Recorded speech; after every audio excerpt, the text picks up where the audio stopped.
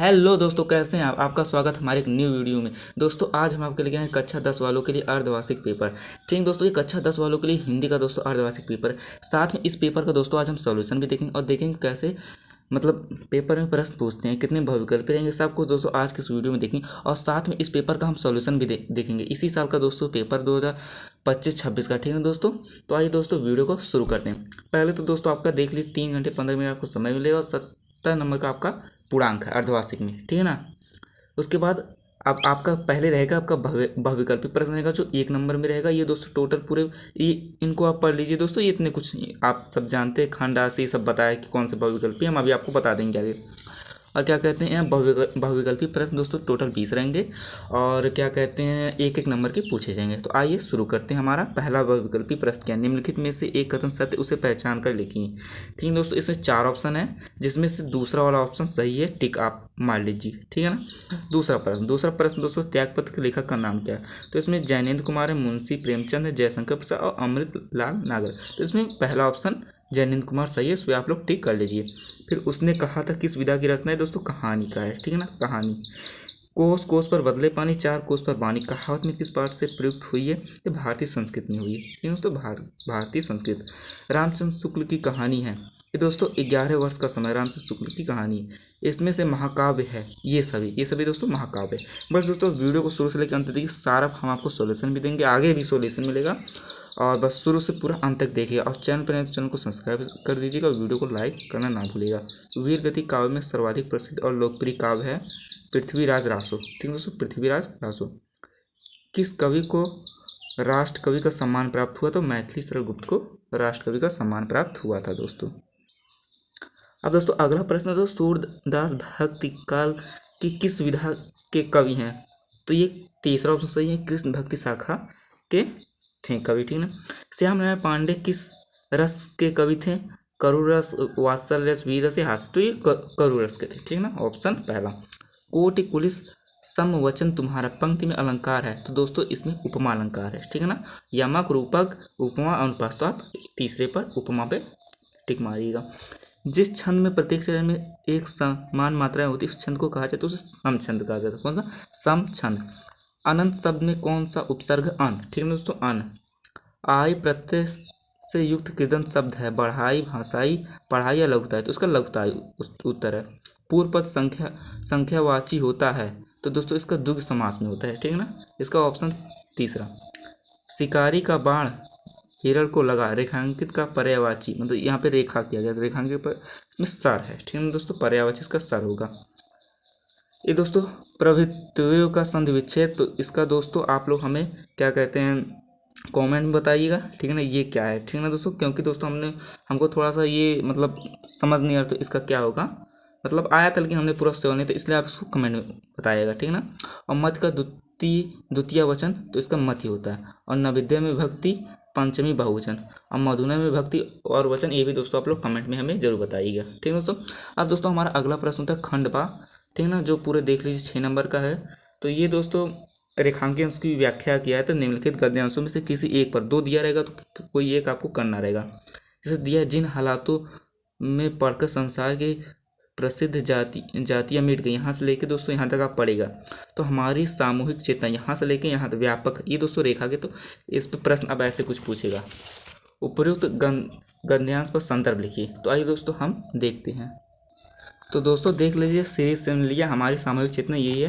तो पहला इसमें प्रश्न जो था वो था क्या कहते हैं दोस्तों कि गद्यांश का संदर्भ लिखिए। तो आप संदर्भ लिख सकते हैं दोस्तों। प्रस्तुत गद्यांश हमारी पाठ्य पुस्तक संगीत में भारतीय संगीत शीर्षक पाठ से लिया गया या उद्धृत है।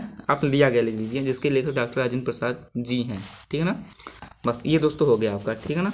और अगला प्रश्न दोस्तों पूछा है रेखांकित अंश की व्याख्या। तो रेखांकित अंश की व्याख्या भी दोस्तों आप लोग यहाँ पे देख लीजिए। आपका रेखांकित अंश की व्याख्या यहाँ से लेके यहाँ तक है, आपका रेखांकित अंश की व्याख्या। ठीक है ना, इसको भी आप लोग पूरा देख लीजिए। ठीक है ना। और दोस्तों अब अगला प्रश्न है, इसमें लेखक ने गद्यांश में क्या संदेश देना चाहा है। तो लेखक ने गद्यांश में क्या संदेश देना चाहता है दोस्तों, आप ये सा वाला देख लीजिए। लेखक ने गद्यांश में क्या संदेश, तो यहाँ से लेके यहाँ तक का क्या संदेश दिया आप लोग दोस्तों पढ़ लीजिएगा। ठीक है ना। अब दोस्तों आइए हम बढ़ते हैं अपने अगले प्रश्न पे। अगला प्रश्न दोस्तों हमारा है, अब दोस्तों एक अथवा करके दिया है तो अथवा वाला नहीं करना रहेगा, एक ही चाहे ये कीजिए चाहे एक ही, ये देखिए अथवा नहीं करना रहेगा। अगला प्रश्न है दोस्तों, निम्नलिखित पद्यांशों में से किसी एक पर आधारित प्रश्नों के उत्तर दीजिए। तो आइए दोस्तों अब हम इसके उत्तर देखते हैं। अब दोस्तों इसको पहले आप पढ़िएगा कि पुर से निकली रघुबीर बधु धरि धीर दय दग में दग द्वय। तो इसका अर्थ पहले हम दोस्तों देख लेते हैं। इसका यहाँ पे अर्थ है कि जब श्री राम सीता और लक्ष्मण जब वन जाते हैं, मतलब अयोध्या से निकलते हैं वन जाने की, तो राजमहल के सुख में मतलब पड़ी बड़ी सीता जी, मतलब सीता जी क्या कहते हैं, धैर्य धार करके मार्ग में, तो देखिए पुर से निकली रघुवीर की बधु, धैर्य धार करके क्या कहते हैं, दुए, मतलब यहाँ पे दो होगा, ठीक है। भय में डग द्वय, मतलब क्या कहते हैं, 2 कदम रखी, वैसे ही झलकी भरी भाल कनि जल की पुट सुखी गए मधुराधर वय, मतलब उनके क्या कहते हैं दोस्तों, क्या कहते हैं, जो वैसे ही उनके माथे पर पसीने की बूंद झलक आई, ठीक है ना, और उनके जो मधुर ओठ थे वो सूख गए, ठीक है दोस्तों, उनके मधुर ओठ सूख गए। फिर बूझत हैं चलनो अब केतिन पर्ण कुटिन हरि कित है। फिर वो श्री राम से पूछती हैं कि अभी कितना हमारा, मतलब जो पर्णकुटी है वो, मतलब पर्णकुटी माने पर्णों की झोपड़ी, सीता जी पूछती हैं कि अभी कितना दूर है, ठीक ना। फिर क्या कहते हैं, ती लखी आतुरता पिए की आँखियों अति चारु चली जल जो है। तो श्री राम जी मतलब इतने सीता जी को इतना दुखी देखकर अत्यंत दुखी हो गए और उनकी आँख से मतलब अश्रु बहने लगे, ठीक है ना, इसका यही अर्थ है। तो इसमें कई प्रश्न हैं, तो हम दोस्तों ये वाला देखते हैं। मार्ग में 2 कदम पग रखते ही क्या हुआ था। तो अभी आपको पता है कि मार्ग में 2 कदम रखती सीता जी के माथे पर पसीने की बूंद झलक आई और उनके कोमल ओठ सूख गए। पुर से कौन निकले, तो पुर से सीता जी भी कर सकते, पर आप एक ही करिएगा, ठीक ना। और एक अथवा रहा तो अथवा वाला नहीं करना रहेगा, हमने अभी बताया। अब दोस्तों है आपका जीवन परिचय, निम्नलिखित लेखों में से किसी का जीवन परिचय देती उनकी प्रमुख 2 रचनाएं लिखनी है। तो ये और ये दोस्तों हमने जीवन परिचय पहले से अपने चैनल पर अपलोड है, तो वहाँ से आप लोग जाके देख लीजिएगा, ठीक है दोस्तों। ये हम यहाँ पे नहीं बताएंगे क्योंकि दोस्तों अपलोड है, ठीक है ना। तो दोस्तों अगला प्रश्न जो हमारा है वो संस्कृत से है कि मतलब ये जो श्लोक है, निम्नलिखित श्लोक है, निम्नलिखित संस्कृत गद्यांश में से किसी एक संदर्भ से हिंदी में अनुवाद कीजिए। तो ये का खागा किसी कोई एक करना है। तो आइए दोस्तों इसको भी हम देखते हैं।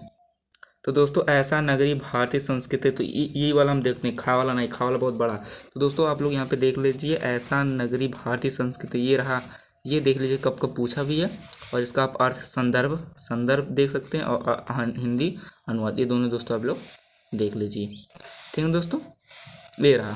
अब दोस्तों बढ़ते हैं अपने अगले प्रश्न पे। हमारा अगला प्रश्न दोस्तों 5वां है, श्लोकों में से किसी एक श्लोक का संदर्भ से हिंदी में अनुवाद कीजिए। तो श्लोक का कोई एक, इन दोनों में से कोई एक करना है। तो आइए दोस्तों देखते हैं।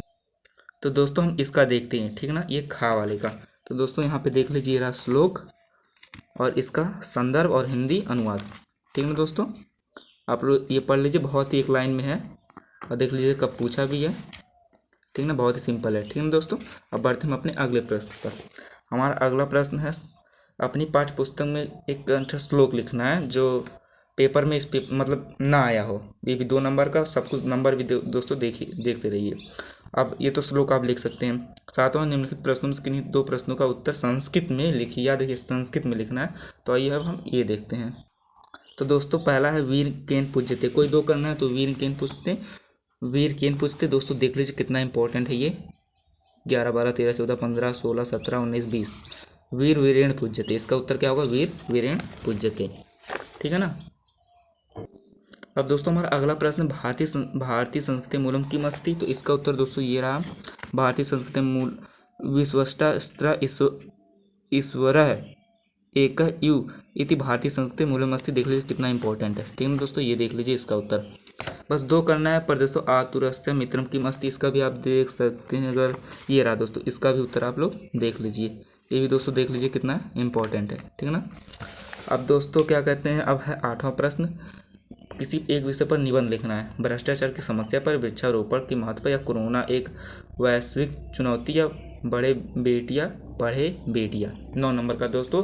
तो हमने दोस्तों वृक्षारोपण पर अपने चैनल पर अपलोड किया, तो आप लोग जाकर देख सकते हैं वो भी, ठीक है ना दोस्तों। बस दोस्तों आपका ये रहा हिंदी का कक्षा 10 वालों के लिए पेपर अर्धवार्षिक इसी साल का दोस्तों पेपर है। हमने सॉल्व भी पूरा करा दिया है आपको। और दोस्तों अगर आपको पेपर ये अच्छा लगा तो लाइक करिए, चैनल पे नए तो चैनल को सब्सक्राइब करिए। जय हिंद।